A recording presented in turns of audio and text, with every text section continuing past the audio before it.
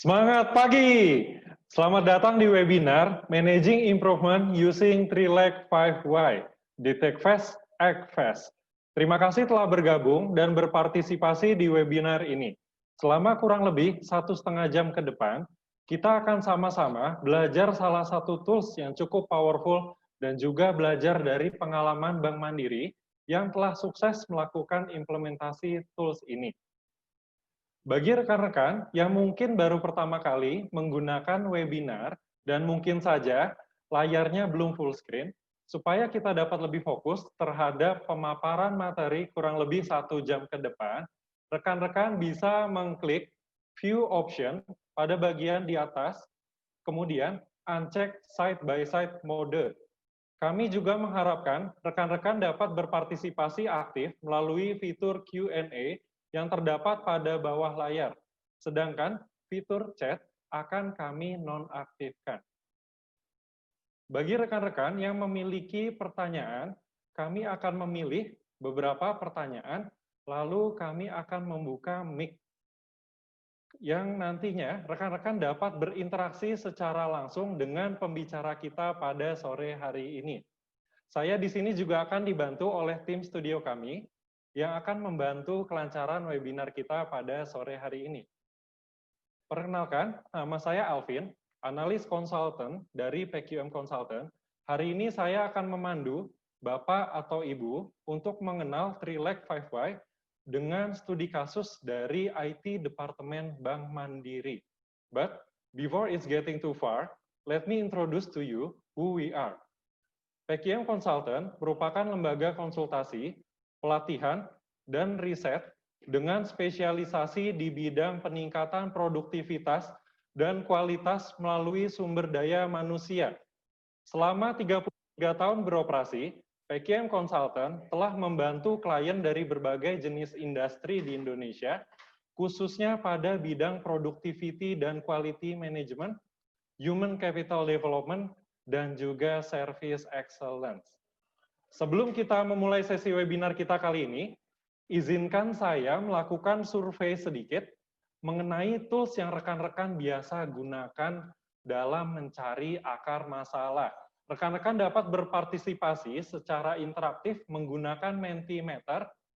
Rekan-rekan dapat mengetikkan, membuka menti.com, lalu mengetikkan kodenya 6 digit 52 30 17, atau rekan-rekan juga dapat scan QR code yang terdapat pada layar masing-masing. Oke. Tim studio boleh dibantu untuk switch ke Mentimeter kita. Oke, rekan-rekan boleh langsung membuka websitenya dengan mengetikkan menti.com, lalu memasukkan kode 523017. Nah, rekan-rekan boleh menjawab tools apa sih yang biasa paling sering digunakan dalam mencari root cause. Nah, di sini ada beberapa yang sudah masuk, rekan-rekan. Di antaranya ada Fishbone 5Y, ada 3-Leg 5W, ada juga 5W1H, ada Fishbone Diagram. Oke, masih banyak yang masuk lagi. YW Analysis ternyata banyak yang mengisi. Oke, Fishbone sekarang yang jadi nomor 1, ada PDCA, ada juga diagram tulang ikan. Nah, kurang lebih mirip-mirip ya rekan-rekan ya. Di sini ada yang menggunakan YW Analysis, ada yang menggunakan Fishbone, dan juga tools-tools lainnya. Oke, sambil kita menunggu rekan-rekan, saya akan menyapa pembicara pertama kita, Pak Wahyu Rahtomo. Semangat pagi Pak Wahyu.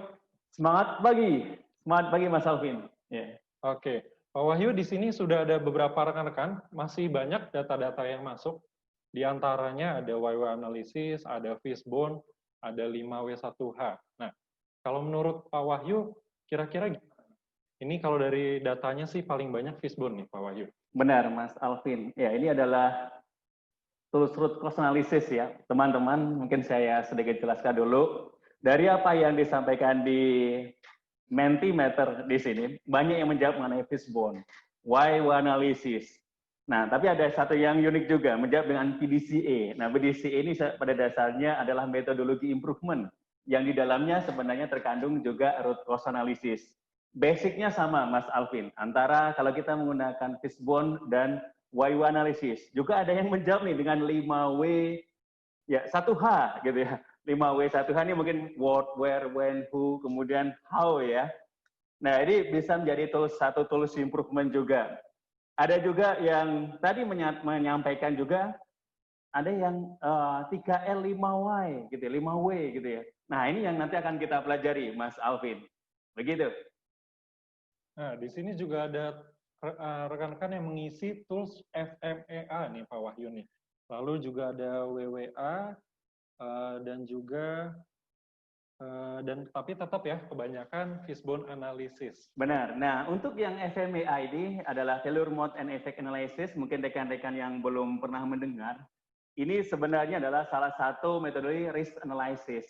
Tetapi apakah bisa digunakan sebagai root cause, Mas Alvin? Inilah bisa mencari potential causes, artinya bisa sebelum terjadi masalah.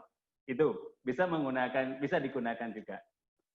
Oke. Nah, oke rekan-rekan, supaya tidak berlama-lama lagi, kita akan mendengarkan pemaparan dari Pak Wahyu, tapi sebelum kita mendengarkan pemaparan dari pembicara pertama kita, saya akan memperkenalkan profil dari Pak Wahyu Rahtomo.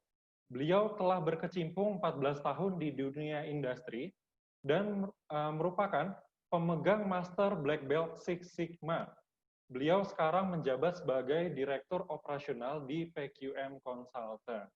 Oke, tanpa berlama-lama lagi rekan-rekan semua, agar kita dapat berkonsentrasi, sekali lagi saya akan mengingatkan, bagi teman-teman yang layarnya masih belum full screen, boleh dicentang di layar atas, view option, lalu di-uncheck side by side mode. Nah, kita akan mendengarkan dari Pak Wahyu terkait salah satu tools yang powerful dalam mencari akar masalah. Oke, baik Pak Wahyu, waktu dan tempat kami persilahkan. Thank you, Mas Alvin. Ya, sebelum kita mulai, seperti biasa, kami selalu menyapa dengan sapaan khas PKM, ya, sapaan khas kami. Baik, rekan-rekan, saya sapa dengan semangat pagi. Baik, teman-teman, apa yang akan kita sampaikan untuk sore hari ini? Jadi ini adalah sesuai dengan topiknya, yaitu Managing Improvement Using Three-Legged 5Y. Apa sih Pak sebenarnya Three-Legged 5Y ini? Oke, sesuai dengan sharing saya yang berikutnya di sini, akan ada beberapa point of sharing dari saya. Kebetulan saya sebenarnya tidak sendiri, nanti juga ada pemateri berikutnya langsung dari praktisi pengguna dari Three-Legged 5Y. Baik, poin sharing dari saya sore ini yang pertama adalah akan saya jelaskan mengenai mengapa sih kita perlu yang namanya problem solving dan continuous improvement. Ya, pada dasarnya sesuai dengan topik bahwa Three-Legged 5Y ini salah satu jenis root cause analysis yang digunakan untuk memecahkan masalah dan juga meningkatkan menjadi lebih baik lagi, continuous improvement. Yang kedua akan saya sharingkan mengenai apa sebenarnya Three-Legged 5Y ini. Mungkin hanya ada beberapa yang rekan-rekan yang baru mengenal apa sih Pak Three-Legged 5Y, gunanya untuk apa, apa bedanya dengan YU analysis ataupun root cause analysis yang lainnya. Dan nanti akan juga saya jelaskan, sharingkan mengenai bagaimana Three-Legged 5Y ini akan kita gunakan. Untuk yang pertama, ya, mengapa sih kita mengapa kita perlu yang namanya problem solving dan continuous improvement? Saya akan sedikit share mengenai data yang kami dapatkan dari World Economic Forum meeting di tahun 2018. Jadi ini adalah dari hasil World Economic Forum di tahun 2018 mengatakan bahwa di 2022 skill outlook yang akan berkembang di tahun 2022 ini ada 10 yang dihasilkan ketika meeting World Economic Forum 2018 tersebut. Jadi ada yang namanya analytical thinking dan innovation, kemudian ada active learning, kemudian creativity, technology design dan programming, hingga yang nomor 10 yaitu system analysis dan evaluation. Dilihat dari sini, sesuai dengan topik kita sore ini, maka ada beberapa yang related dengan skill outlook yang disampaikan oleh World Economic Forum di tahun 2018 ini. Ada, kalau kita bicara analytical thinking dan innovation, kita bicara continuous improvement, kita bicara bagaimana berpikir sistematik. Kemudian ada complex problem solving, tepat related sekali. Kemudian yang ke-9 ada reasoning, problem solving, dan ideation. Di sini kita ingin melihat, mempelajari bagaimana problem solving dan continuous improvement itu dijalankan. Rekan-rekan, sebagai mindset di awal, ketika kita ingin menjalankan problem solving, bahwa ini adalah satu skill outlook di 2022 yang banyak dituliskan di situ.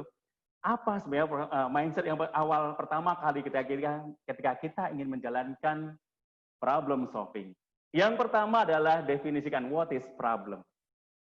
Oke, masalah itu apa sebenarnya? Banyak sekali teman-teman kita, rekan-rekan kita semua, kadang ketika kita ingin melakukan problem solving, kadang kita bermasalah di awal. Ini masalah atau tidak? Di tempat saya ini bukan satu masalah.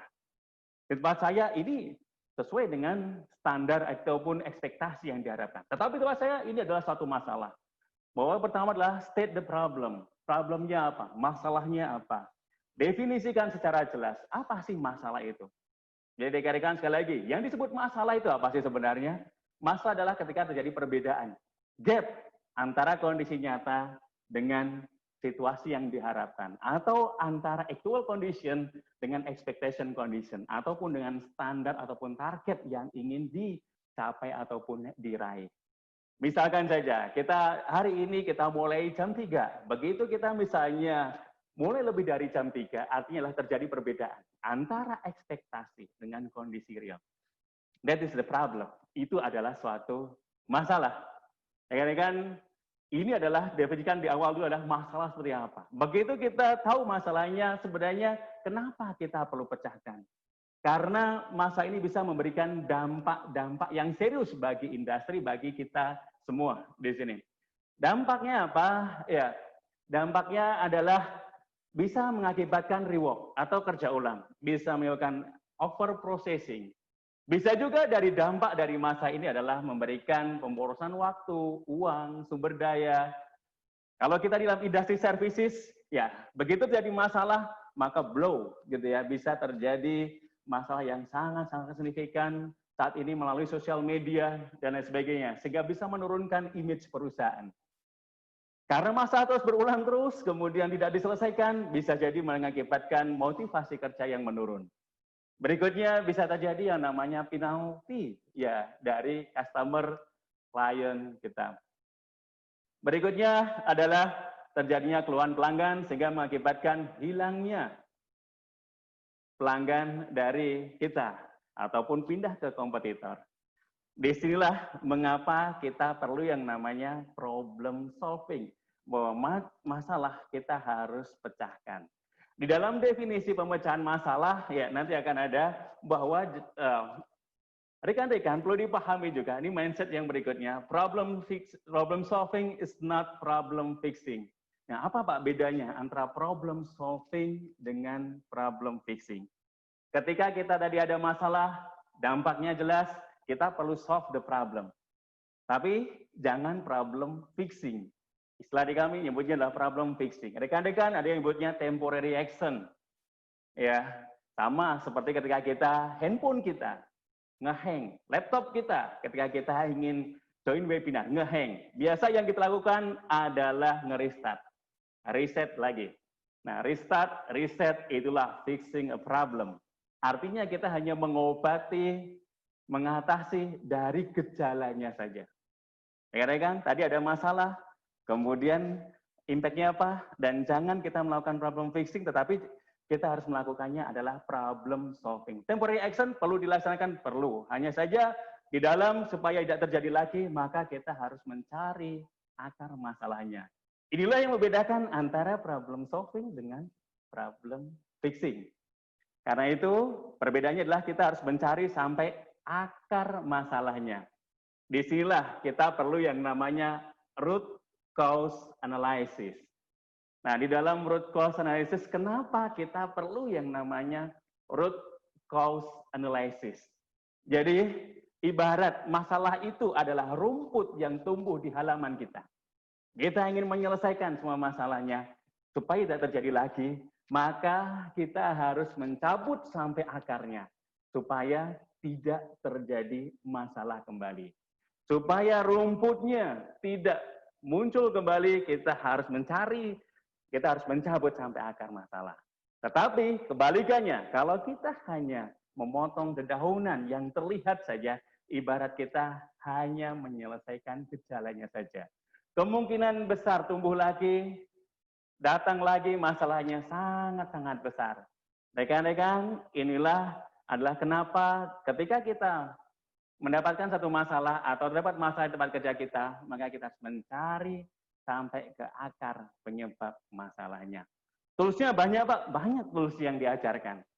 Kalau kita berbicara root cause analysis, tadi di awal oleh Mas Alvin sebagai moderator di sore hari ini, sudah menjalankan tadi ya Mentimeter, dan tadi sudah banyak menjawab apa sih tool root cause analysis yang sering ataupun yang pernah rekan-rekan, bapak-bapak dan ibu semua lakukan. Ada yang menggunakan why analysis, ada yang menggunakan fishbone diagram, tadi paling banyak menyampaikan dengan fishbone diagram.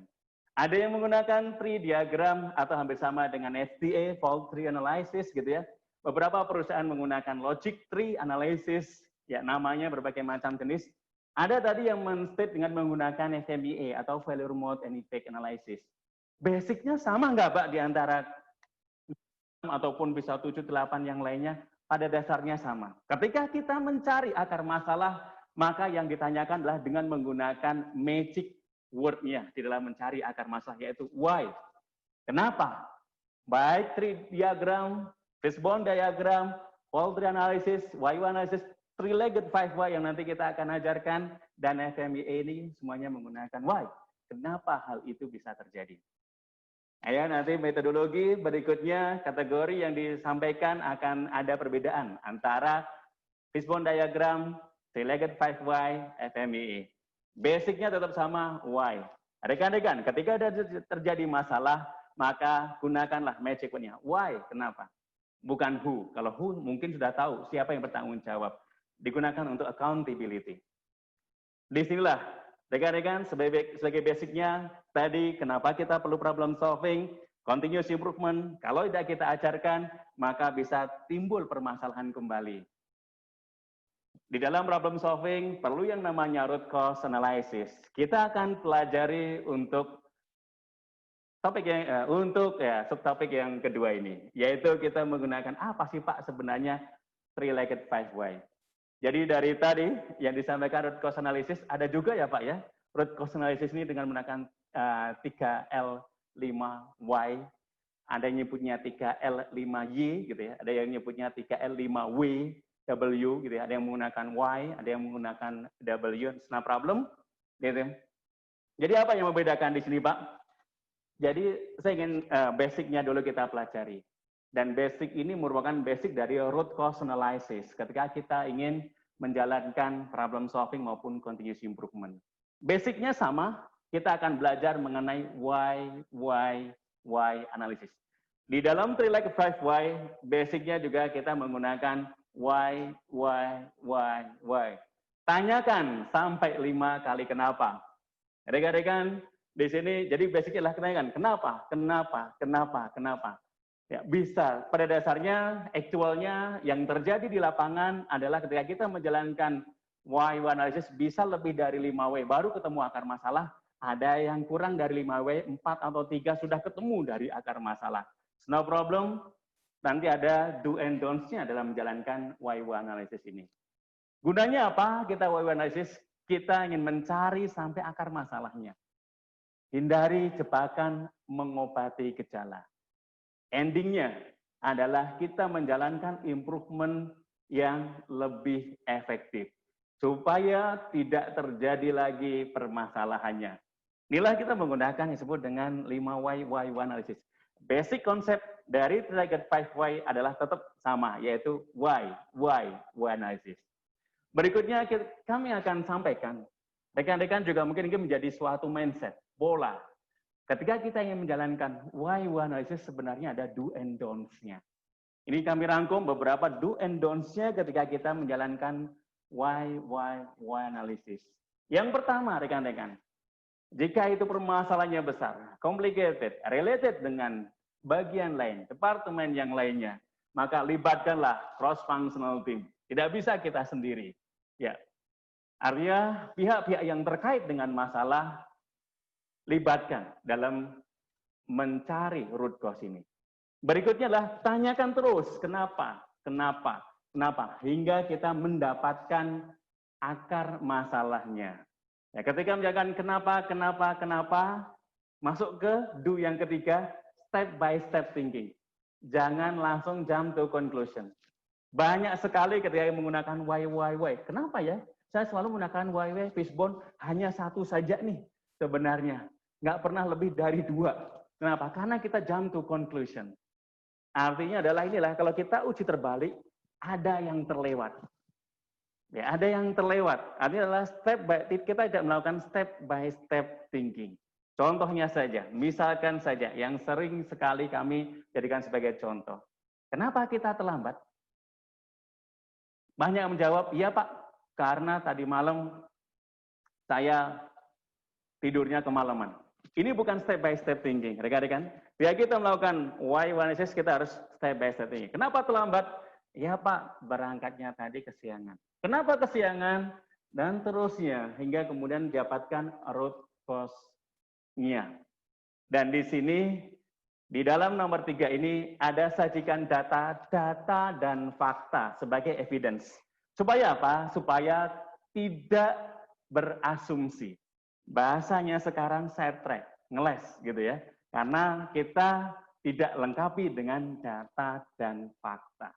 Ketika kita jalankan Y1, datanya apa? Faktanya bagaimana?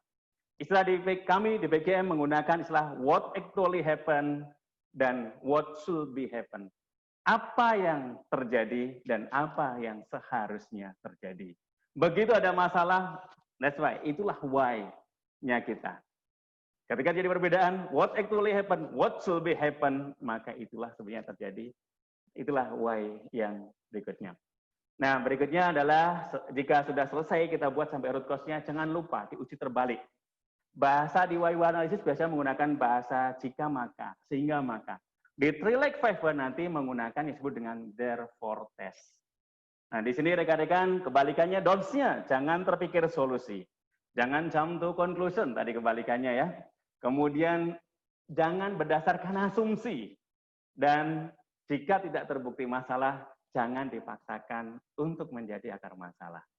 Basic Trilek pathway adalah why analysis, 5 why, inilah do and don'ts-nya. Sekarang saya akan pelajari Trileknya apa sih Pak sebenarnya. Ya, Trileknya ini, rekan-rekan teman-teman semua memang tidak banyak nih sebenarnya diterapkan, belum familiar diterapkan di dalam industri. Tetapi ini bisa menyelesaikan chronicle problem, systemic problem. Karena kita melihat 3 leg yang kita nanti ajarkan, yang kita sampaikan adalah bahwa kita melihat dari sudut pandang, kategori dari cause yang berbeda. Di sini 3 leg-nya adalah kita melihat dari specific causes. Yang leg yang kedua adalah detection causes, leg yang ketiga adalah systemic causes. Caranya bagaimana Pak penggunaannya? Di dalam three-legged pathway, kita akan selalu berangkat dari specific causes. Ketika terjadi problem, pasti ada satu masalah yang spesifik yang terjadi di situ. Kecuali kalau rekan-rekan membiasakan terjadi masalah, sehingga bisa saja berbagai macam specific causes. Specific causes ini adalah kita sebutlah direct causes-nya. Maka akan terkumpul akan menjadi banyak. Di dalam three-legged pathway, mindset-nya adalah begitu ada insiden, ada masalah, maka kita harus mencari apa sih specific causes yang mengakibatkan masalah itu terjadi. Specific causes, yang pertama adalah direct cause ya. Di sini adalah mengapa masalah terjadi. Tanyakan 5 kali. Ya, tanyakan 5 kali. Why? Hingga kita mendapatkan akhir dari why dari specific causes. Di dalam track pathway yang membedakan kembali adalah begitu kita selesai di specific causes, maka kita merubah ke dalam detection causes. Ya, detection causes ini adalah mengapa masalah tersebut, kenapa bisa jadi, kenapa root cause dari specific causes ini ya bisa kita tidak mendeteksi. Kenapa kita tidak mengontrol tidak bisa mengontrol kondisi seperti itu. Kenapa metode tes kita, kenapa metode inspection kita bisa meloloskan dari permasalahan itu? Inilah leg yang kedua, yang disebut dengan detection causes. Di sini pola mindset bertanyanya berbeda. Yaitu begitu kita sudah stop, maka kita merubah pola bertanyanya. Kenapa deteksi kita bisa kelewatan? Kenapa kita tidak bisa memonitor? Mengapa kita tidak bisa menangkap dari masalah ini terjadi? Hanya di awal saja, mengapa kita bisa menangkap, tidak bisa menangkap? Tanyakan, kemudian menjawab gitu ya, tanyakan why, berikutnya. Hingga yang terakhir, inilah kenapa di dalam Trilek 5Y kita perlu cross-functional map. Kita perlu cross-functional team. Dan juga bisa jadi kita bisa mengeskalasi problem ini. Karena di dalam leg yang ketiga ini disebut dengan systemic causes. Jangan-jangan masalah kita ini sudah sistemik. Ya, kita hanya mencari root cause yang spesifik saja tidak cukup nih. Jangan-jangan memang sistemik. Berangkat dari proses bisnis kita yang bermasalah di awal. Berangkat dari desain kita yang dari awal bermasalah. Berangkat dari kalau kita di IT namanya adalah System Development Life Cycle kita yang problem. SDLC kita memang dari awal bermasalah. Atau di sinilah jangan-jangan SOP kita ini sebenarnya problem. Kita yang lakukan kemarin improvement itu sebenarnya jadi hanya problem fixing saja. Masalah utama kita adalah sistemiknya, aturannya, regulasinya, SOP-nya, bisnis prosesnya. Bisa jadi itu menjadi masalah. Inilah the systemic problem yang membedakan antara Trilek 5Y dengan root cause analysis yang lainnya. Kalau kita simpulkan, ya dari Trilek 5Y ini, ya apa sih gitu ya leg-legnya ini. Jadi kalau kita berbicara, kita berangkat dari satu leg, kemudian leg berikutnya yang terakhir adalah systemic leg. Ketika kita mencari akar masalah, cari dulu why di specific leg-nya. Kenapa hal itu terjadi? Apa yang mengakibatkan masalah itu terjadi? Why kan? Berikutnya adalah ketika kita sudah stop gitu ya, mengapa hal itu bisa lolos ke customer? Mengapa kita tidak bisa mendeteksi? Mengapa metode tes kita bisa lolos? Dan yang terakhir adalah jangan-jangan memang ini sistemik nih Pak, gitu ya. Bisnis proses kita, SOP kita, ataupun juga regulasi kita, aturan kita bermasalah. Inilah sedikit akan saya sharingkan mengenai bagaimana Trilek 5Y ini bekerja. Saya akan sedikit menggambarkan dari case yang sangat populer yang disampaikan oleh Benjamin Franklin. Jadi Benjamin Franklin itu waktu itu menyampaikan why analysis nih sebenarnya Benjamin Franklin. Tapi saya ingin sedikit mengcombine dengan Related 5Y. Di Benjamin Franklin waktu itu menyampaikan mengenai satu topik yaitu The Nail and the Kingdom, yaitu berkisah mengenai raja yang kehilangan kerajaannya. Topiknya simpel, gitu ya, raja yang kehilangan kerajaannya. Di sini ada satu problem, yaitu raja kehilangan kerajaannya. Kita coba bedah dengan menggunakan spesifik leg, seperti yang disampaikan oleh Benjamin Franklin. Gitu. Kenapa sih raja bisa kehilangan kerajaannya kemarin? Apa yang menyebabkan kejadian bisa kehilangan kerajaannya ini? Di spesifik leg menyampaikan waktu itu, case yang waktu terjadi adalah kehilangan kerajaannya karena kalah dalam pertempuran. Spesifik leg-nya disinilah kalah dalam pertempuran. Bukan karena direbut oleh saudara kandung, bukan karena perjudian dan sebagainya. Ini adalah kalah dalam pertempuran. Oke, ini jadi karena kalah dalam pertempuran. Why? Kenapa kalah dalam pertempuran? Karena kurangnya pasukan kavaleri. Ya, di sini adalah prajurit berkuda. Kalau zaman sekarang adalah ketiadaannya MBT, main battle tank, nggak adanya tank, ya medium tanknya juga tidak ada, gitu ya. Sementara kita hanya banyaknya adalah pasukan infanteri. Nah, disinilah di case yang disampaikan Benjamin Franklin, yaitu kurangnya prajurit berkuda mengakibatkan kalah dalam pertempuran. Oke, why? Kenapa?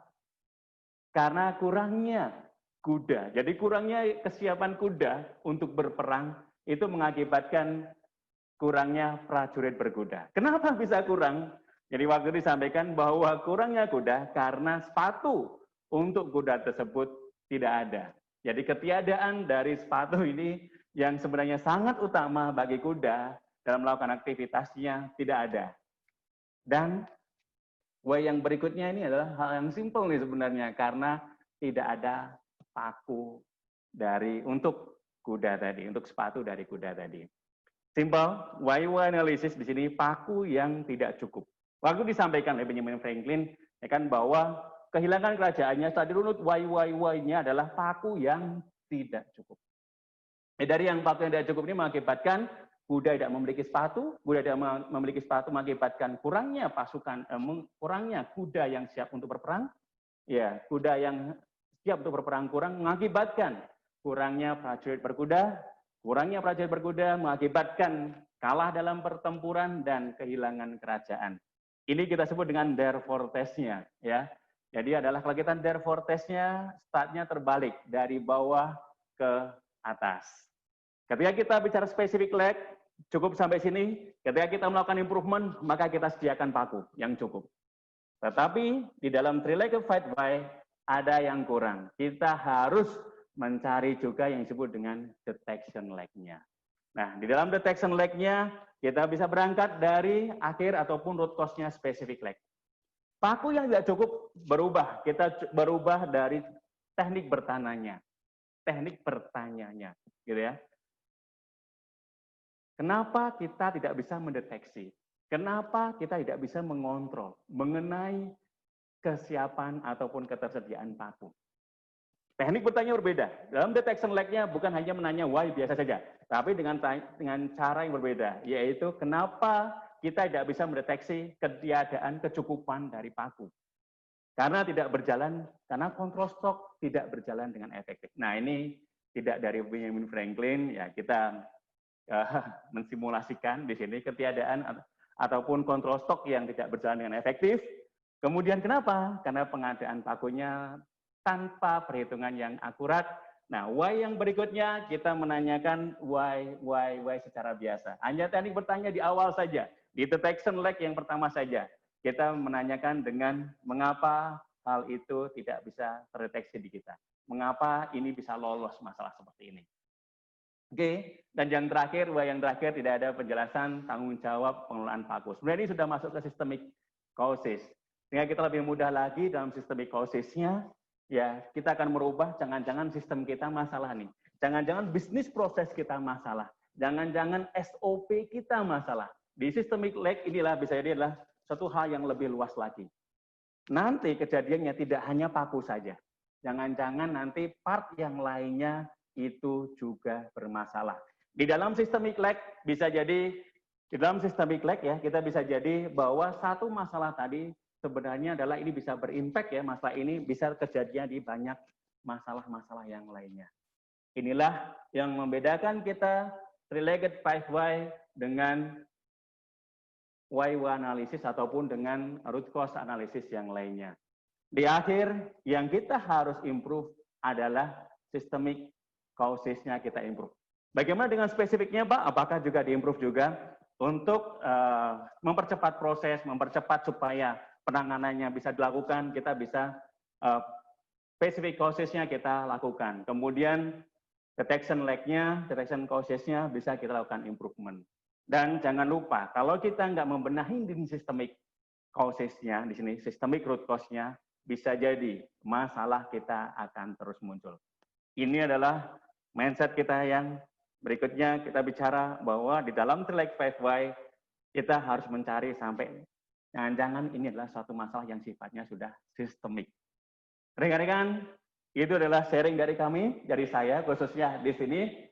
Ya, bagaimana kita menjalankan three-legged five why, mulai dari mengapa sih kita problem solving, continuous improvement, root cause apa yang bisa kita lakukan, dan di sini kita belajar mengenai ataupun kita sampaikan mengenai three-legged five why.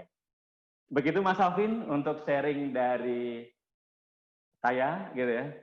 Mungkin saya kembalikan lagi ke Mas Alvin sebagai moderator. Oke, terima kasih Pak Wahyu atas pemaparan materinya yang sangat menarik. Saya yakin rekan-rekan semua udah penasaran nih, mau bertanya langsung terhadap Pak Wahyu. Nah, rekan-rekan, sesi tanya jawab akan kita hold terlebih dahulu, dan sebagai gantinya, saya akan memperkenalkan pembicara kedua kita, yaitu Pak Medio. Beliau akan menyampaikan pemaparan mengenai study case pada IT di Bank Mandiri. Oke, Pak Medio Zulkari, beliau merupakan lulusan dari Universitas Indonesia, jurusan Teknik Elektro. Beliau juga pernah berkuliah di Virginia Tech, Amerika, dengan jurusan Industrial dan System Engineering. Sekarang beliau menjabat sebagai Learning Facilitator di Mandiri University. Adapun sertifikasi yang telah beliau dapatkan, diantaranya adalah SAP R3 di modul Controlling, Project Management Profesional dari Project Management Institute, serta Prism Brain Mapping. Oke, sebelum Pak Medio melakukan pemaparan materinya, Pak Medio boleh dipersiapkan share screen-nya. Kami akan stop share screen dari sekarang. Oke, semangat pagi Pak Medio. Semangat pagi, Pak Alvin. Oke, Pak Medio, terima kasih telah menyediakan waktunya, meluangkan waktunya untuk sharing kepada kami di sini sore hari ini. Pak Medio, hari ini bekerja dari kantor atau dari rumah? Saya dari rumah, Pak Alvin. Oke, Pak Medio, kita akan buktikan ya Pak Medio ya, kepada rekan-rekan semua, bahwa walaupun kita dari rumah, kita juga masih bisa produktif, dan Pak Medio akan membantu rekan-rekan di sini supaya tetap bisa improve di era pandemi kali ini. Oke, supaya tidak lama-lama lagi rekan-rekan, saya akan memberikan waktu untuk Pak Medio menyampaikan apa yang telah dilakukan beliau di Bank Mandiri hingga sukses menyelesaikan beberapa masalah yang sistemik dan berdampak cukup besar. Oke, untuk Pak Medio, waktu dan tempat kami persilahkan. Oke, terima kasih Pak Alvin. Assalamualaikum warahmatullahi wabarakatuh kepada teman-teman semua yang hadir di dalam webinar ini. Sebelumnya saya mau tanya, ini sudah keluar ya PowerPoint-nya ya? Sudah Pak Medio? Sudah di... Boleh di full screen? Oke, sebentar. Oke. Oke. Sudah terlihat jelas Pak Medio? Sudah. Sudah. Oke, saya mulai ya. Terima kasih kepada teman-teman semua atas kehadirannya di dalam webinar ini. Jadi sebenarnya bukan saya yang mau menyelesaikan permasalahan seperti disampaikan oleh Pak Alvin. Saya hanya terlibat dalam sosialisasi Trilek 5Y di Bank Mandiri. Mungkin akan saya jelaskan di dalam slide berikutnya. Jadi Trilek 5Y di Bank Mandiri memang digunakan untuk penyelesaian semua permasalahan atau insiden di IT. Inisiatifnya itu diawali oleh keinginan Direktur Teknologi Informasi kami, dahulu bernama Teknologi Informasi dan Operasi. Beliau menginginkan agar semua insiden dilaporkan kepada para direksi dengan menggunakan metode Trilek 5Y. Intinya agar mereka bisa mengetahui penyebab teknisnya atau specific cost-nya tadi, kemudian detection cost-nya, kenapa sih kita nggak monitor bahwa itu bakal terjadi, sistem testing apa yang menyebabkan kita lolos nih, sampai-sampai itu terjadi problemnya. Kemudian dari sisi sistemiknya juga. Nah itu diawali oleh keinginan direktur kami ya. Di 2017, waktu itu kebetulan saya belum join di Mandiri University, diadakan workshop mengenai Trilek 5Y dibantu oleh PQM Consultant. Jadi dengan Pak Wahyu melakukan workshop mengenai Trilek 5Y di Bank Mandiri. Nah di 2018 saya waktu itu sudah mulai join di Mandiri University. Di tahun itu kami sampai mungkin 7-8 batch dengan masing-masing batch-nya sekitar 30 orang ya. Kami menyelenggarakan training Trilek 5Y di mana pengajarnya adalah dari PKM. Kemudian di setiap training tersebut wajib membawa real case study. Jadi para peserta diwajibkan membawa case study dengan kondisi sebenarnya untuk nantinya dibahas di dalam training. Sehingga pada saat selesai training mereka sudah bisa melakukan analisa dengan menggunakan Trilek 5Y dengan lebih akurat sehingga didapatkan root cause dari setiap problem yang dialami. Nah, di lain sisi, selain di training ya, juga ada enforcement agar seluruh IT wajib menjalankan root cause analysis Trilek 5Y untuk setiap insiden atau case atau problem yang dialami. Jadi itu ya, jadi ada enforcement dari atas, dari sisi lain juga diberikan training, banyak training ya, 2018-2019 diberikan training kepada para teman-teman IT untuk lebih mengenal dan memahami penggunaan Trilek 5Y. Di 2019 kemudian Trilek 5Y tidak hanya digunakan di IT, tapi juga digunakan di operations. Nah, operations ini bahkan sifatnya lebih besar karena tidak hanya di kantor pusat, tapi juga menjangkau cabang-cabang di seluruh Indonesia ya. Itu 2019. Kemudian di 2020 kami jadi seperti di 2018 tadi, sepanjang training Trilek 5Y itu, karena salah satu role saya adalah mengawal training gitu ya, saya ikut seluruh training itu tuh, berbanyak batch tadi saya ikut mendengarkan dari apa namanya belakang kelas gitu ya, lama-lama paham, kemudian knowledge ini diminta oleh manajemen untuk ditularkan ke rekan-rekan lain. Jadi waktu itu diadakan train the trainer, dipilihlah para champions untuk yang akan memberikan atau bertanggung jawab atas penggunaan Trilek 5Y di Bank Mandiri. Nah, para champion inilah yang akhirnya mereka pun menyebarkan knowledge mengenai Trilek 5Y di acara-acara, misalkan di sharing session, di setiap unit kerja, atau di acara morning briefing ya. Para champion ini, karena mereka sudah mengikuti train the trainer, mereka tahu mengenai Trilek 5Y, mereka tahu real case-nya seperti apa, mereka sampaikan hal itu ke unit-unit kerja lain, sehingga makin banyak orang-orang yang tahu bagaimana menggunakan cara Trilek 5Y. Kemudian yang terakhir ini, belum lama ini kami mengadakan namanya sosialisasi ketentuan IT berdasarkan RCSA. Itu seperti apa nanti saya jelaskan. Kemudian berikutnya saya mau sampaikan ya, jadi karena seluruh IT wajib menjalankan root cause analisis dengan menggunakan Trilek 5Y, sampai dibuatkan suatu template pengisian analisa Trilek 5Y untuk setiap insiden yang kami hadapi dengan seperti ini template-nya. Jadi ini size-nya besar ya, A3 atau 4x4 ya, definisi A3 itu ya. Nah, jadi setiap problem yang dihadapi, mereka harus menyampaikan dari sisi spesifik lag-nya, root cause-nya apa. Dari sisi detection, root cause-nya apa. Dari sisi sistemik, root cause-nya apa. Nah, root cause inilah yang nantinya akan dicari action plan-nya agar problem-problem tersebut tidak berulang lagi di kemudian hari. Nah, kembali ke penerapan Trilek 5Y di tahun 2020. Jadi di Bank Mandiri, setiap aplikasi yang kami buat selalu dilakukan analisa dengan menggunakan RCSA, Risk and Control Self-Assessment. Selalu ditentukan seberapa besar sih operational risk yang bakal muncul dari dibuatnya aplikasi ini. Kemudian gimana kita cara mengontrol risk-risk tersebut apabila muncul.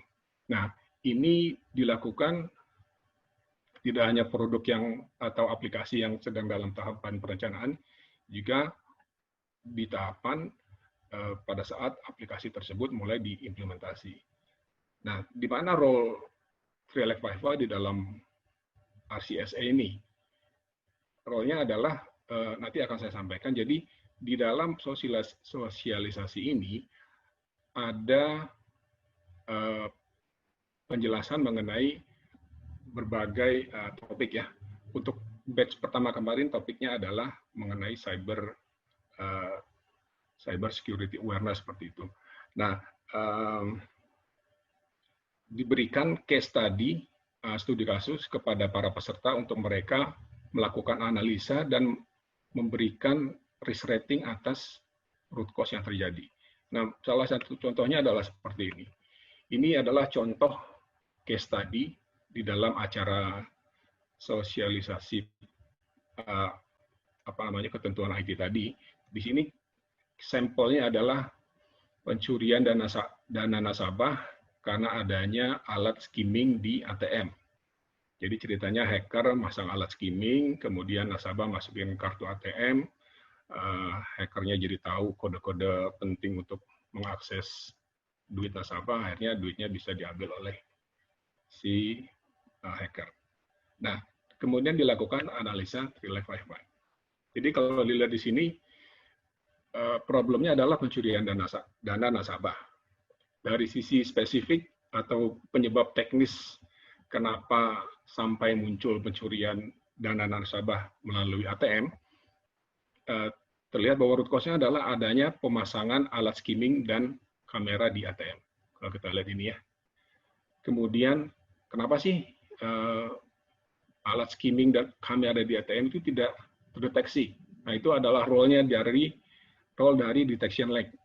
Di detection lag ini dianalisa kenapa sampai muncul atau kenapa tidak termonitor terpasangnya alat skimming di ATM. Kemudian dilakukan analisa why didapatkan root cause bahwa karena memang belum dipasang alat anti skimming di ATM. Ini contoh ya, contoh analisa di dalam case study sosialisasi ketentuan IT di Bank Mandiri. Nah, berikutnya dilihat dari sisi sistemik.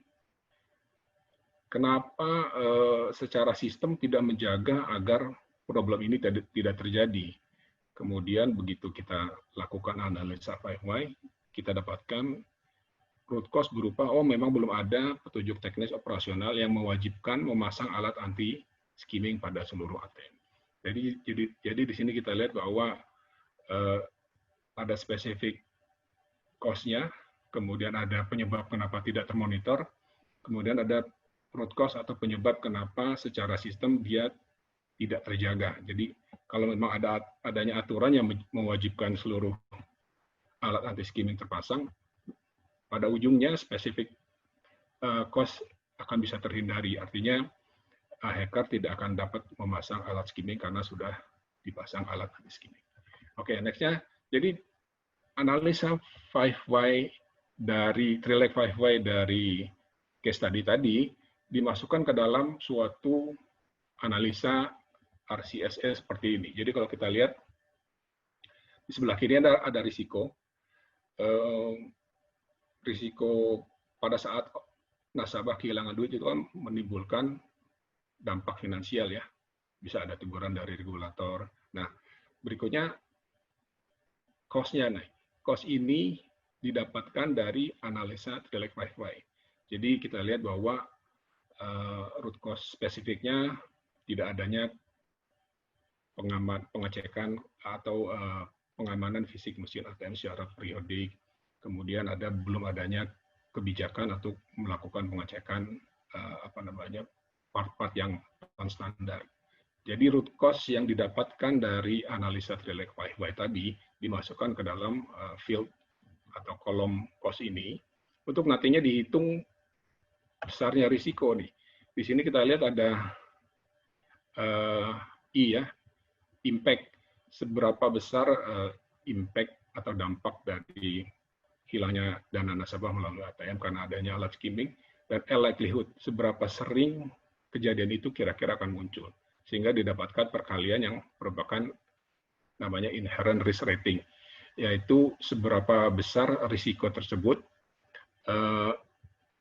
yang akan menentukan risiko tersebut masuk ke kategori risiko medium atau risiko high.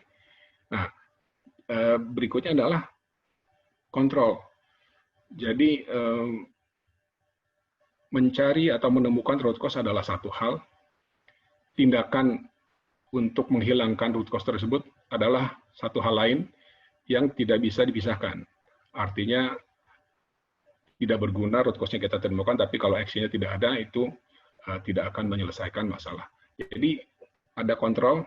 Apa next step-nya adalah misalkan melakukan pengecekan mesin ATM, melakukan pemasangan CCTV, dan melakukan kewajiban pengecekan mesin ATM dan peralatan pendukungnya. Jadi seperti itu.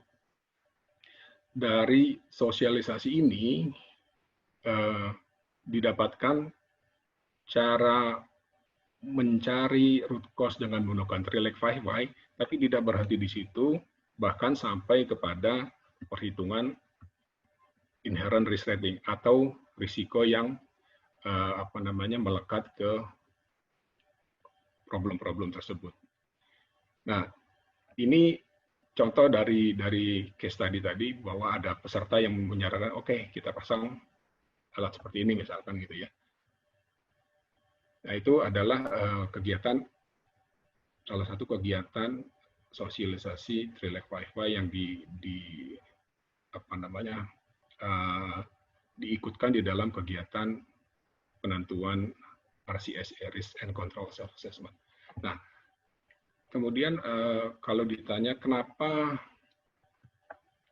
Bank Mandiri memilih Trilek 5Y, jadi memang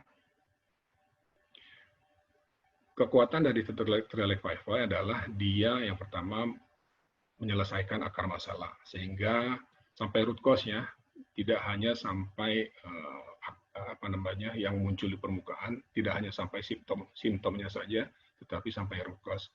Kemudian adalah yang tidak kalah penting adalah Trilek 5Y menelaah problem itu dari banyak sisi. Tidak hanya dari sisi spesifik atau penyebab teknisnya, juga dari sisi detection atau dari sisi monitoring. Kenapa sih kita nggak monitor bahwa ini kira-kira bakal terjadi gitu ya? Itu leg kedua dari Trilek 5Y. Leg ketiganya adalah systemic cost. Kenapa kita bisnis prosesnya, prosedurnya, planningnya tidak bisa menjaga agar problem itu tidak terjadi. Jadi kalau saja kita punya misalkan bisnis proses yang atau aturan yang jelas ABCD gitu ya, itu akan memberikan impact. Secara monitoring akan dijalankan, kemudian karena monitoringnya berjalan, maka penyebab teknisnya pun juga tidak akan terjadi. Jadi seperti itu. Yang ketiga adalah adanya kolaborasi antar departemen atau grup atau direktorat, karena dengan penggunaan Trilek 5Y ini, dengan kolaborasi maka bisa lebih memberikan jawaban yang lebih tepat atas why yang ditanyakan di dalam analisa, sehingga tidak ada lagi seperti tadi disampaikan langsung jump to conclusion, itu tidak ada lagi karena adanya kolaborasi antar unit kerja.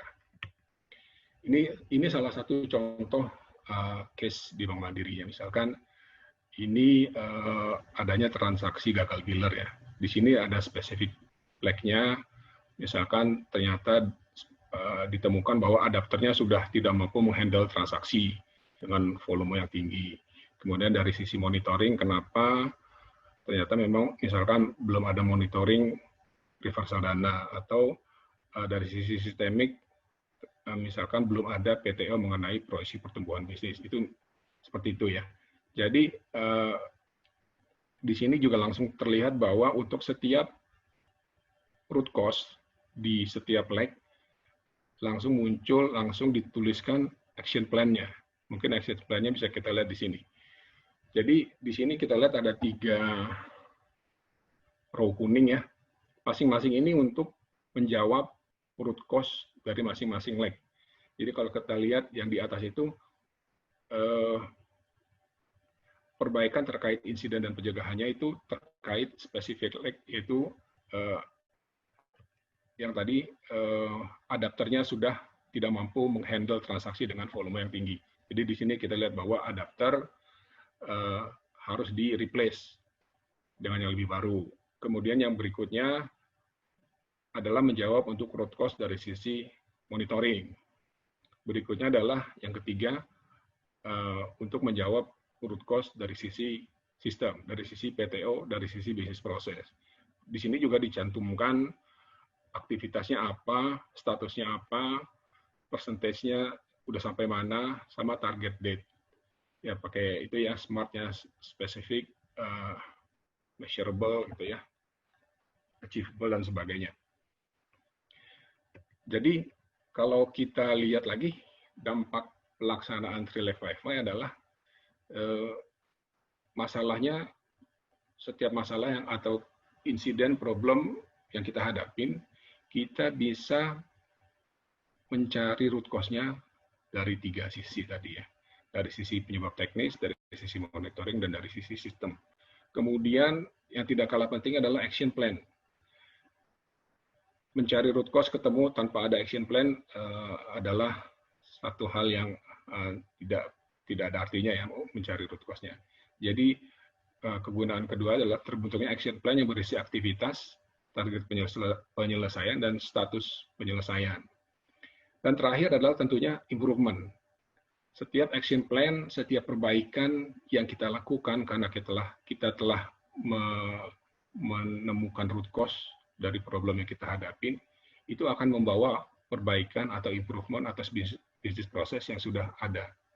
Jadi pada intinya Trilek 5Y bisa membantu ke arah improvement jika kita bisa melakukannya dengan baik. Dari saya itu saja. Saya ucapkan terima kasih. Saya kembalikan kepada Pak Alvin. Terima kasih banyak Pak Medio atas sharing materinya. Di sini udah banyak pertanyaan nih Pak Medio. Sepertinya rekan-rekan kita pada sore hari ini tertarik sekali dengan materi barusan yang Pak Medio sampaikan. Oke, saya minta bantuannya. Kita akan masuk sesi Q&A.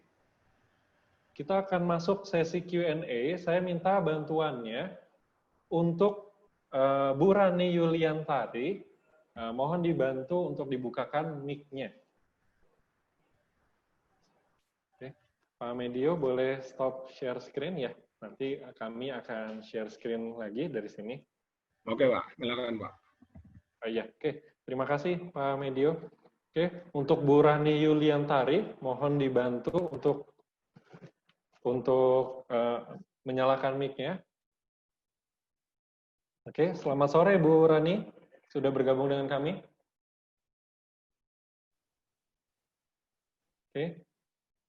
Oke, sepertinya Bu Rani masih belum terhubung. Pertanyaan dari Bu Rani Yuliantari adalah, bagaimana caranya agar tim tidak menyembunyikan masalah yang sebenarnya ketika kita melakukan why analysis untuk mencari akar masalah suatu problem. Apakah ada tips dan triknya? Oke, ini Pak Wahyu atau Pak Medio mungkin boleh menjawab. Oke, Mas Alvin, dari saya yang menjawab di sini. Oke, Pak Wahyu. Ya, di sini ada pertanyaan dari Bu Rani Yuliantari ya, mengatakan bahwa gimana sih supaya ketika root cause analysis ini tim ataupun anggota tidak menyembunyikan masalah. Ya, rekan-rekan, ini yang masih menjadi kendala di banyak perusahaan juga. Tadi juga sempat saya sampaikan kenapa kita benar-benar concern di do and don'ts-nya. Supaya salah satunya adalah hal-hal yang seperti ini, menyembunyikan masalah, ya ngeles gitu ya, side track, ya, ada yang di luar dari hal yang sebenarnya terjadi, itu disaukan malah seperti itu. Jadi apa tips and triknya? Ya, rekan-rekan, ketika kita melaksanakan root cause analysis ini, tadi ada do and don'ts-nya. Yang pertama tadi adalah ketika kita melakukan why ini, datanglah ke tempat kejadian perkara. Bahasa Jepangnya kita nyebutnya adalah go to gemba. Sekarang nyebutnya adalah belusukan. Ya, rekan-rekan bisa harus datang malah ke tempat kejadian perkara. Jadi why-nya di trace back seperti itu. Tadi juga ada beberapa pertanyaan, bisa nggak Pak dijalankan seperti di ketika kita ada insiden kecelakaan? Bisa. Kita datang ke tempat kejadian perkara juga, sama halnya seperti itu. Dan di tempat kejadian perkara, di sini rekan-rekan harus melihat, why, kenapa hal itu terjadi. Trace back. Ketika kita dapat satu why, jangan lupa, do yang berikutnya tadi menyatakan bahwa harus ada data dan faktanya. Harus kita cross-check what actually happened versus what should be happen. Ya, mereka tidak bisa ngeles, tidak bisa menyembunyikan kalau ternyata fakta dan datanya seperti itu. Ya, di sini mengapa ketika kita melakukan why analysis, related 5 why ataupun root cause analysis yang lainnya, kita jangan ya ataupun tidak hanya di dash saja, on dash saja. Tetapi justru kita yang kita lakukan adalah kita ke tempat kejadian perkara. Di situ kita trace back, what actually happen, what should be happen. Setiap kita dapatkan why-nya, kita lakukan what actually happen, what should be happen. Hingga sampai ke titik root cause. Begitu titik root cause, jangan lupa dibalikan. Di dalam Trilike 5 why tadi menamakan dengan istilah therefore test. Harus ada tes terbaliknya. Benar nggak itu terjadi? Kalau itu semua sudah kita lakukan, maka why analysis kita tepat, kemudian tidak ada lagi yang menyembunyikan, karena semua harus ada data dan faktanya. Kenapa kita sering terjadi mungkin pertentangan ataupun perdebatan, debat kusir di dalam root cause analysis ini? Karena masing-masing yang ada di dalam diskusi itu tidak membawa data dan faktanya. Kira-kira begitu Bu Rani Yuliantari dari pertanyaan yang disampaikan tadi. Gitu Mas Alvin. Oke, terima kasih Pak Wahyu atas jawabannya. Semoga Bu Rani Yuliantari terjawab ya. Oke, selanjutnya kita akan lanjut ke pertanyaan kedua dari Pak Kristiawan Nur Cahyo. Oke, tim studio boleh dibantu untuk dibukakan mic-nya untuk Pak Kristiawan Nur Cahyo. Dan juga selanjutnya kita akan membuka mic juga untuk Pak Muhammad Irsan Febrian dan juga Ibu Liski Devina Izati. Mohon dipersiapkan karena kita akan membuka mic-nya kepada nama-nama yang telah saya sebutkan. Oke, Pak Kristiawan Nur Cahyo, apakah sudah terhubung dengan kami? Selamat sore Pak Kristiawan.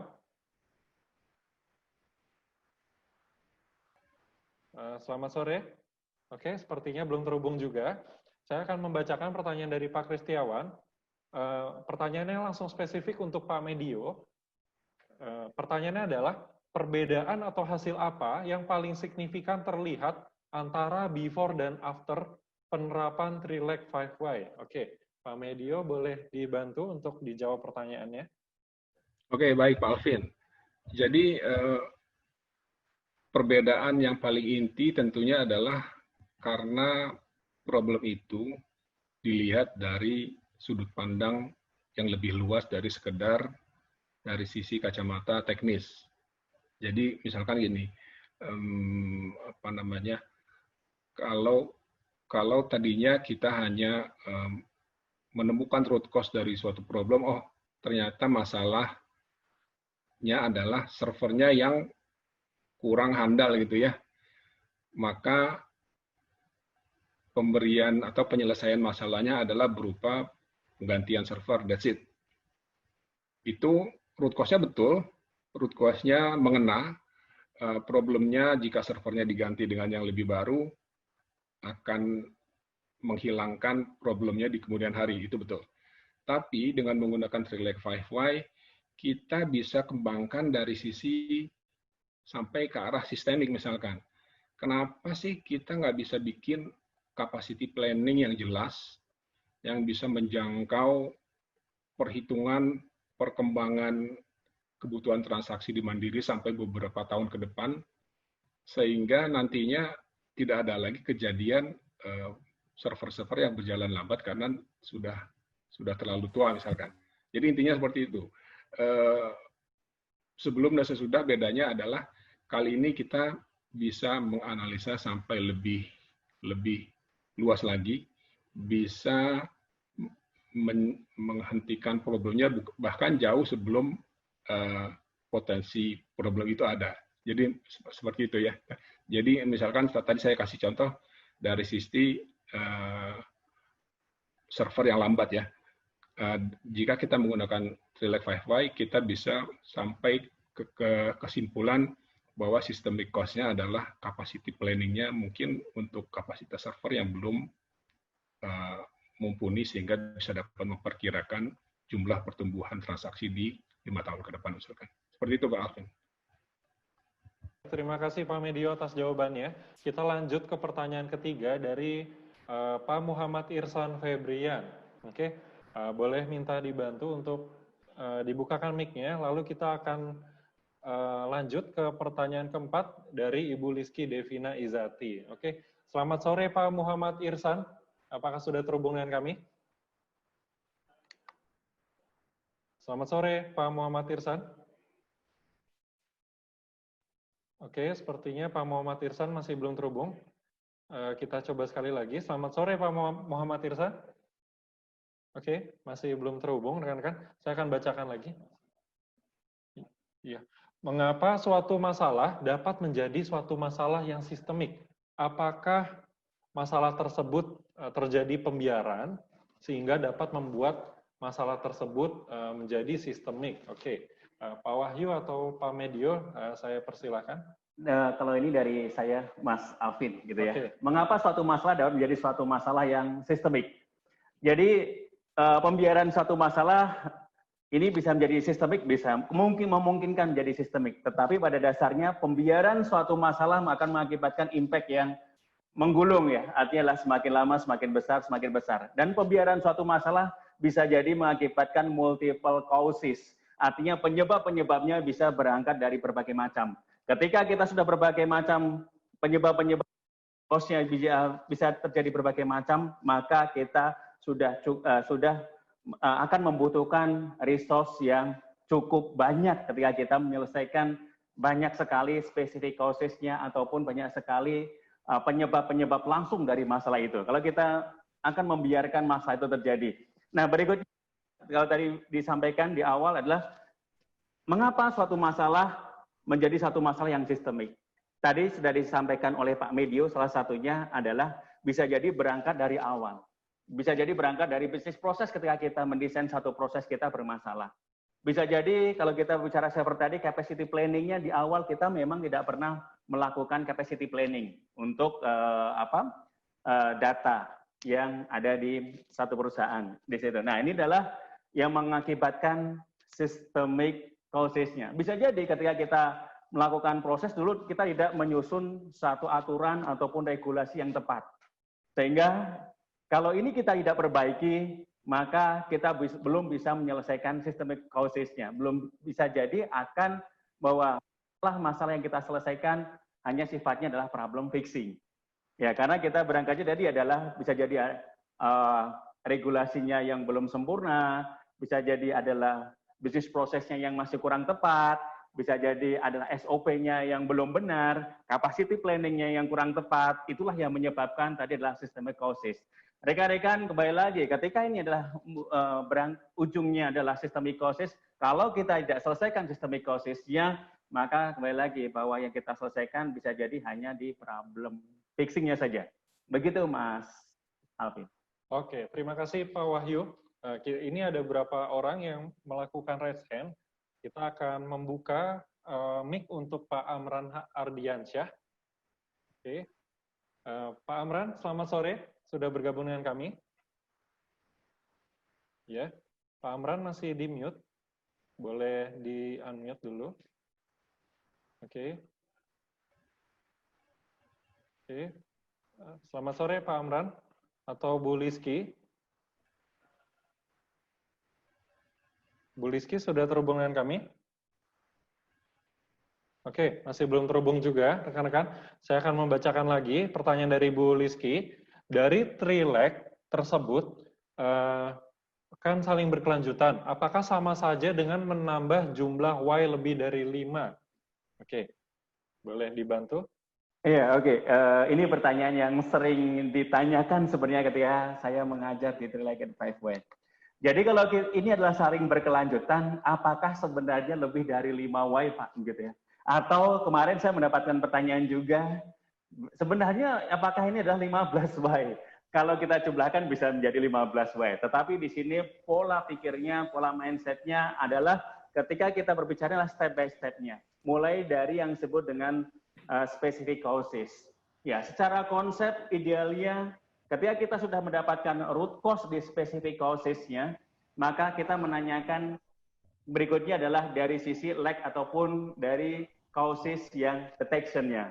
Nah, detection-nya ini secara idealnya konsepnya mengatakan bahwa berangkatnya dari root cause yang dari specific causes. Kemudian kita tanyakan dengan pola atau mindset ataupun cara bertanya yang berbeda.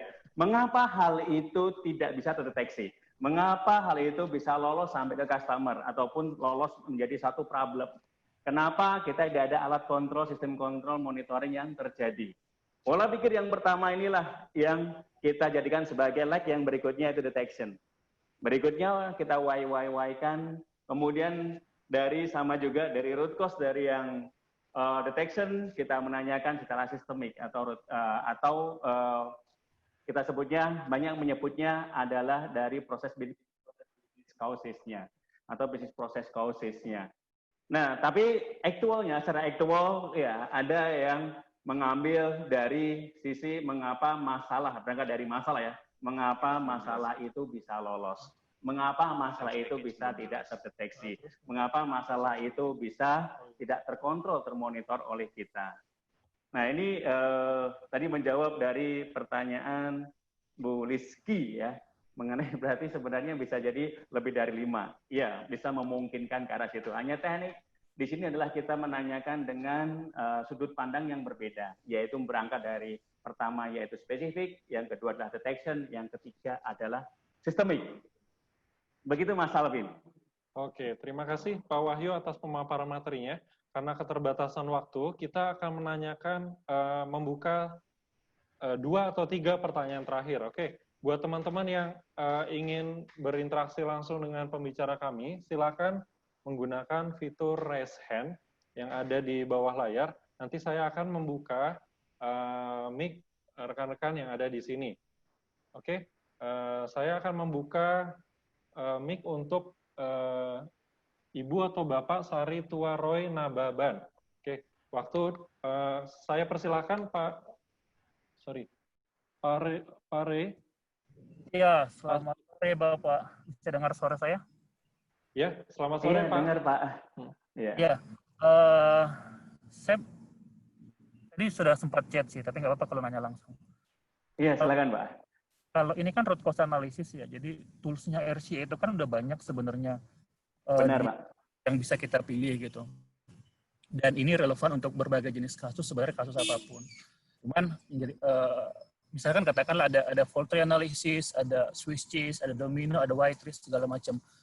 Nah, pertanyaan saya, masing-masing ini kan punya plus minus. Biasanya kalau kayaknya itu kasusnya apa, kita akan pilih berbagai tools yang ada, mana kira-kira tools yang proper, yang kira-kira ini paling cocok nih untuk mendapatkan sampai ke root cause yang kita harapkan. Cuma sekedar mengatasi di permukaan masalah gitu. Nah, kalau untuk Trileg 5Y, kira-kira kasus seperti apa yang spesifik karakteristik kasusnya yang benar-benar ini nih paling cocok nih untuk kasus seperti ini gitu. Iya.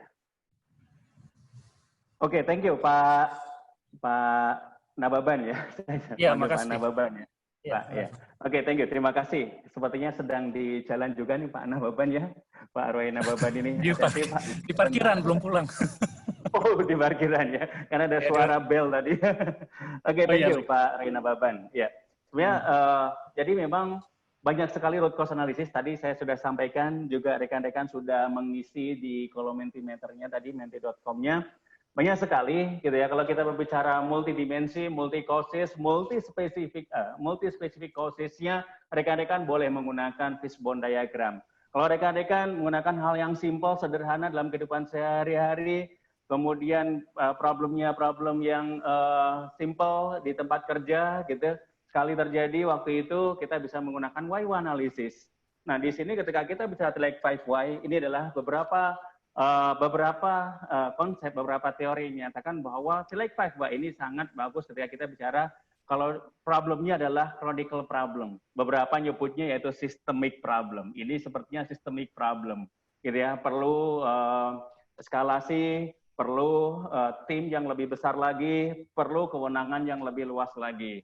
Nah, apakah itu bisa kita lakukan, selesaikan ketika kita berbicara mengenai hal-hal yang mungkin dalam kehidupan sehari-hari ada permasalahan? Pada dasarnya sama saja sih.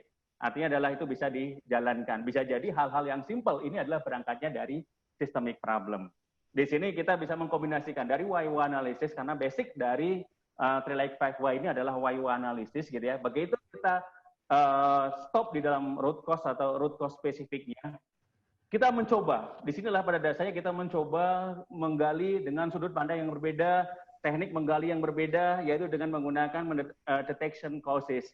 Jangan-jangan ini kenapa hal ini terjadi, kenapa ini bisa lolos, kita di dalam kita sendiri tidak ada satu tes ataupun satu inspection yang kita lakukan. Jangan-jangan inspection kita bermasalah, gitu. Kita bisa mengolah ke arah situ, walaupun dari hal yang simple. Kemudian jangan-jangan inspection kita ini bermasalah karena kita ketika mendevelop inspection kita, sampel yang kita ambil, bisa jadi misalnya kita bicara sampel yang kita ambil ini tidak sesuai dengan rules aturan dalam pengambilan sampel. Nah ini Pak, jadi kalau kita kembali lagi, sebenarnya chronic problem, systemic problem, inilah yang powerful kita gunakan three-legged 5Y. Mudah-mudahan terjawab Pak Roy Nababan. Oke, terima kasih Pak Wahyu atas jawabannya. Pak Medio, apakah ingin menambahkan pernyataan dari Pak Wahyu tersebut? Saya mungkin menambahkan atau sedikit berbeda pandangan dengan Pak Wahyu, boleh ya Pak ya? Boleh Pak, silakan Bapak sebagai praktisinya di sini. Jadi ini bukan terkait pertanyaan Pak Nababan tadi, tapi terkait pertanyaan yang mengenai apakah setiap problem isu itu dapat menjadi sistemik. Kalau menurut saya pribadi Pak ya, mohon maaf nih suhu saya Pak Wahyu nih. Saya mau berkomen dulu. Jadi menurut saya setiap problem itu adalah part juga sistemik. Misalkan gini ya, kita sering dengar dulu banyak kecelakaan bis ya, atau truk yang remnya blong. Itu penyebab spesifiknya udah pastilah, kalau diusut-usut ya entah supirnya ngantuk atau remnya blong gitu kan. Tapi kalau dari sisi itu pasti part dari suatu sistem yang lebih besar. Misalkan mengapa perusahaan PO bisnya itu atau truknya itu tidak mempunyai suatu peraturan untuk memastikan bahwa setiap rem di bis tersebut harus dicek secara berkala. Jika ada suatu peraturan yang kemudian diterapkan dengan tertib, juga ada sisi monitoringnya juga untuk memastikan kelayakan suatu kendaraan bis atau truk itu berjalan, itu saya rasa akan menghilangkan munculnya potensi kecelakaan karena spesifik cost-nya tadi muncul. Jadi seperti itu sih. Jadi menurut saya suatu problem itu bukan berubah menjadi sistemik, tapi suatu problem itu pasti part dari satu sistem, gitu.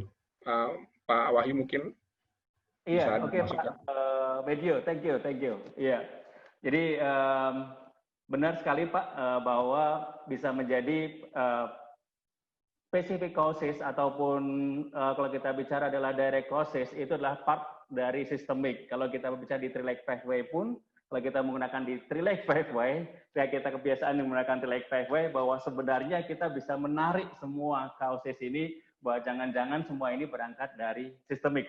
Tetapi runtutannya adalah kita berangkat dari specific causes terlebih dahulu, gitu ya. Jangan langsung ke dalam systemic. Jangan-jangan ini systemic ya. Tapi semuanya berangkat dari specific causes terlebih dahulu, kemudian di detection causes dan systemic causes. Inilah yang membedakan Trilake 5Y bahwa di akhir kita harus mencari ke dalam systemic causes. Nah, rekan-rekan, ketika rekan-rekan menggunakan fishbone, bisa jadi rekan-rekan menggunakan 4M1E. Man, machine, material, method, environment. Bisa jadi juga rekan-rekan dalam fishbone, saya tidak menggunakan 4M1E, tapi menggunakannya adalah bisa jadi adalah proses penyebab 1, proses penyebab 2, ataupun penyebab proses 1, penyebab proses 2, penyebab proses 3, dan seterusnya. Tetapi yang bedakan di T-Leg 5Y, kita harus runtut mulai dari specific causes, detection, dan ujungnya akhirnya adalah kita harus mencari sampai sistemik. Oke Pak Medio, thank you atas tambahan informasinya. Terima kasih Pak Wahyu. Ya. Terima kasih kepada dua pembicara kita. Apakah ada masukan atau pendapat dari Pak Saritua Roy Nababan? Kami persilahkan Pak Roy untuk menyampaikan. Iya, makasih kesempatannya. Aduh, di-unmute lagi. Harusnya nggak perlu. Jadi, saya setuju dengan Pak Medio tadi sampaikan bahwa semua kasus itu sebenarnya kalau kita mau tracking dengan sangat dalam gitu ya, kalau kita mau tarik garis Y-nya terus pasti akan ketemu berakhir pada suatu systemic cause gitu. Dulu di praktisi K3 gitu ya, keselamatan kerja, kecelakaan kerja, kita punya istilah kalau belum masuk kepada systemic cause berarti ini belum berakhir pada Y yang terakhir gitu. Berarti ada kesalahan, ada kekurangan data, ada kesalahan analisa di sana, masih dangkal gitu istilahnya. Jadi kalau kita memperbaiki keseluruhan sistem, keseluruhan organisasi atau pencegahan kecelakaan begitu, maka kita harus benar-benar ngobatinya dari systemic cause, karena itu akan yaitu obat yang paling ampuh menurut kita. Makasih, itu aja tambahannya. Oke, thank you Pak Roy Nababan. Ya, hati-hati di jalan Pak. Di parkiran Pak, di parkiran. Masih di parkiran ya. Iya, berhenti. Oke, terima kasih Pak Roy atas partisipasi aktifnya pada sore hari ini.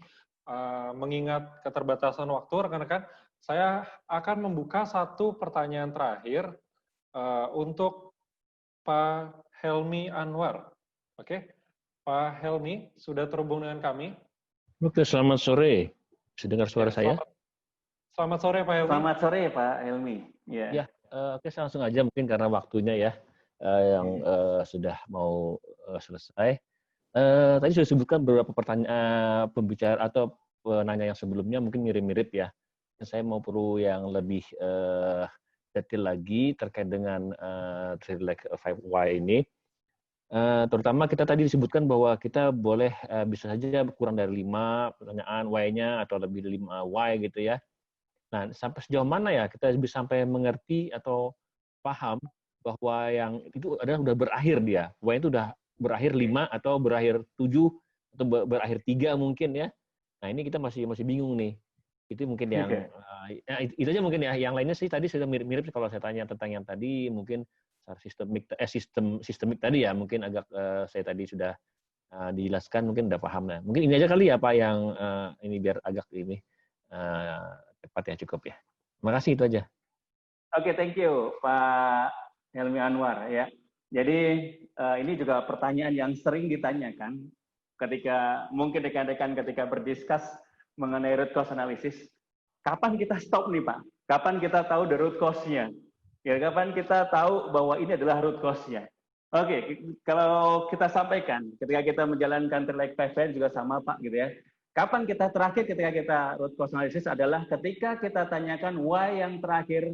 Kita selalu menanyakan why analysis ya. Makanya ada yang menggunakan istilah why saja, ada yang menggunakan 5 why. Yang menggunakan why kita selalu menanyakan kenapa. Selalu kita tanyakan kenapa terus.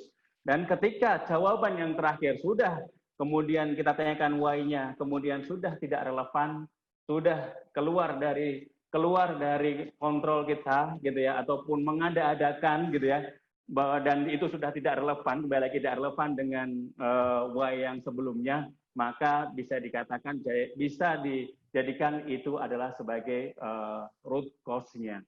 Jadi dan ini yang paling utama, kembali lagi Pak, kita harus practice dan do and don'ts-nya tadi rekan-rekan harus terapkan juga. Karena kalau salah dalam satu Y saja di awal, itu akan mengakibatkan Y yang berikutnya akan salah. Makanya kita do and don'ts-nya, jangan lupa bahwa ada yang namanya data dan fakta ketika kita mencari Y-nya. Ini tidak spesifik untuk T-Leg 5Y, tetapi untuk root cause analysis yang lainnya itu juga digunakan juga. Jadi kita selalu menggunakan why, practice lah, kemudian datang ke Gemba, kemudian data dan fakta, kemudian bandingkan antara aktual dengan standar ataupun target yang sudah ditetapkan. Kira-kira begitu Pak Helmi Anwar, kalau ada tambahan dari Pak Medio silahkan. Dari saya nggak ada tambahan, Pak Wahid. Jika ada tambahan kami persilahkan. Dari saya nggak ada. Oke. Bagaimana Pak Helmi Anwar? Ya, Apakah cukup Pak. Cukup, terima kasih. Oke, terima kasih Pak Helmi. Sudah jelas. Oke. Thank you. Oke. Thank you Pak Helmi Anwar. Baik, terima kasih Pak Helmi Anwar. Nah, ini ada satu pertanyaan lagi, rekan-rekan. Pertanyaan yang menarik dari Mas Arif Hanifan. Pak, saya mau implementasi 3Lag5Y. Bagaimana kalau saya mau ajak PKM bantu perusahaan saya? Saya harus hubungi kemana? Oke, Mas Arif, karena keterbatasan waktu, pertanyaan ini saya yang akan menjawab, Mas Arif. Rekan-rekan, jika masih ingin berdiskusi dengan kami memfasilitasi rekan-rekan untuk berdiskusi dengan Pak Wahyu melalui WhatsApp group dengan membuka link bit.ly/problem solving PQM. Atau rekan-rekan juga dapat men-scan QR code ini yang terdapat di layar untuk masuk join langsung ke WhatsApp-nya. Rekan-rekan bebas untuk menanyakan terkait bagaimana implementasi 3Lag5Y di organisasi rekan-rekan masing-masing. Oke. Rekan-rekan, kami juga mempunyai penawaran spesial untuk rekan-rekan yang menghubungi PQM sebelum tanggal 17 Juli, bagi yang ingin diskusi dan tertarik dalam implementasi penyelesaian masalah dengan tools 3Lag5Y, rekan-rekan dapat menghubungi kami sesuai kontak pada layar. Sekali lagi, penawaran ini hanya untuk yang menghubungi kami sebelum tanggal 17 Juli, yaitu di hari Jumat. Silakan rekan-rekan screenshot tampilan layar ini, dan juga kami mohon kesediaannya untuk mengisi feedback yang terdapat pada polling di layar rekan-rekan masing-masing. Kami juga akan mengirimkan e-sertifikat yang akan kami kirimkan melalui email jika teman-teman mengisi polling yang disediakan di layar rekan-rekan masing-masing.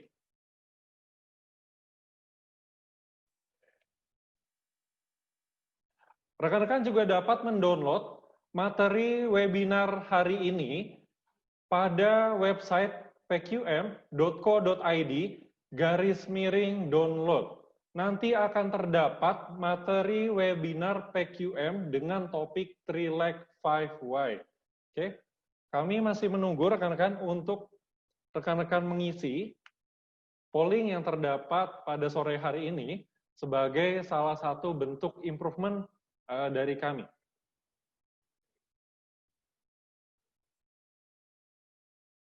Dan juga rekan-rekan, saya ingin menginformasikan setelah slide ini, PQM akan ada informasi terkait public training maupun juga online training yang akan diselenggarakan PQM pada bulan Juli dan juga bulan Agustus.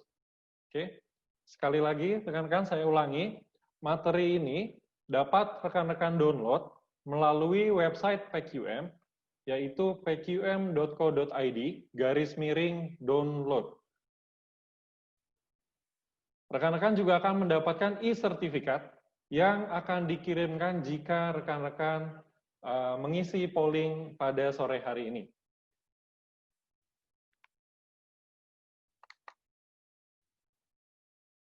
Akhir kata, rekan-rekan, semoga materi yang disampaikan oleh kedua pembicara kita pada sore hari ini bermanfaat untuk rekan-rekan semua, sehingga apa yang telah dipaparkan dapat diterapkan dan dicoba untuk diimplementasikan di organisasinya masing-masing.